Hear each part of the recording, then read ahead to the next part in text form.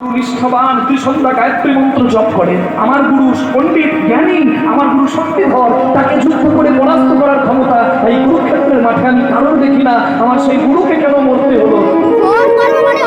ভগবান বললেন একটাই কারণ, অর্জুন, তোমার গুরু জ্ঞানী, তোমার গুরু পণ্ডিত, তোমার গুরু নিষ্ঠাবান, তোমার গুরু শক্তিশালী, কিন্তু তথাপি তোমার গুরুর বিনাশ হলো একটাই কারণে, তোমার গুরু জেনে বুঝে দুর্যোধনের মতো অসাধুর সঙ্গ করেছে।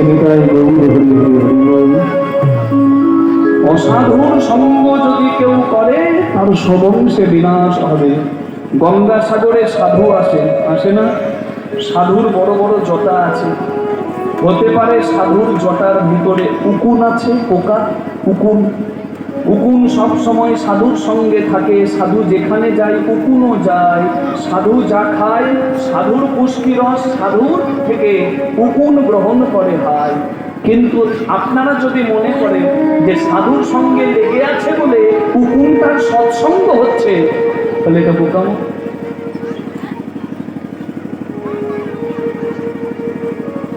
রাম শ্যাম বলে, একজন আরেকজনের সঙ্গে দেখা হয়ে শ্যাম বলে, রাম ভাই তুই কোথায় যাবি? বলে মদের দোকান। আজ সারাদিন হয় না, পেটে একটু না বললে সন্ধ্যেবেলায় শান্তি নাই। রাম যাবে মদের দোকান। শ্যামকে বলছে, শ্যাম তুই কোথায় যাবি? বলে আমি হরিবাসরে যাবো। হ্যাঁ, এই বারাতলায় হরিনাম হবে, আর অমৃত মহোৎসব, কত মানুষ আসবে আনন্দ পাওয়ার জন্য, আসল ধন গ্রহণ করার জন্য। আমিও যাব। এক বন্ধু গেল মদের দোকান, এক বন্ধু এলো হরিবাসরে।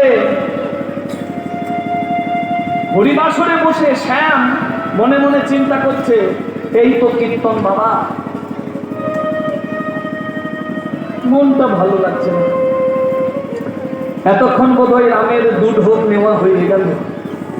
আরে কি আনন্দ রাম না পাচ্ছে, আমি কেন যে কীর্তনের আসরে আসতে গেলাম, সময় নষ্ট হলো। এলো হরিবাসরে, মন আছে মদের দোকানে, আর রাম গেছে মদের দোকানে। মদের দোকানে যাদেরকে দেখছে সব বেহুশ, সব বেহুশ। মানুষ ভাবে মদ খায়, হাসে চিন্তামণি, মানুষ মদ খায় না, মদে মানুষকে খায়। আত্মচৈতন্য নাই, পড়ে আছে টেবিলের নিচে, পা দুটো ওপরে মাথা নিচে।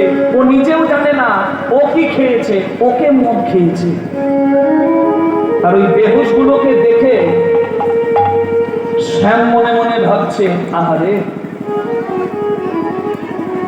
রাম মনে মনে ভাবছে, আহারে, এই বেহুশ গুলোর সঙ্গে আমি এলাম, আমিও নিজেকে শেষ করব এই বিষ খেয়ে। আমার আত্মচৈতন্য থাকবে না, মিথ্যা মোহে নিজের মন্দির নষ্ট করব না। আমি যদি একটু ওই শ্যামের মতো হরিবাসরে যেতে পারতাম, যে কথা শুনলে ওই কথাতে অমৃত লুকিয়ে আছে, সেই কথা পেতাম। একজন মদের দোকানে বসে ভাবে হরিবাসরের কথা, আর একজন হরিবাসরে বসে ভাবে মদের দোকানের কথা। তাহলে বসু এখানে বসে এই এত সৎসঙ্গে থেকেও তার মন যদি মদের দোকানে যায়, ওর কি পরম কল্যাণ হবে? তাই তো মহাপ্রভু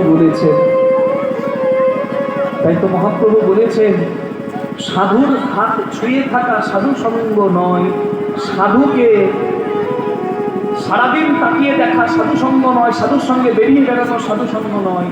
যখন সাধুর কথায়, যখন সৎ কথায় নিজের চরিত্রটা, নিজের পথটা সুন্দর হবে, তখনই হবে প্রকৃত সাধু সঙ্গ। নিতাই গৌর প্রেমানন্দে।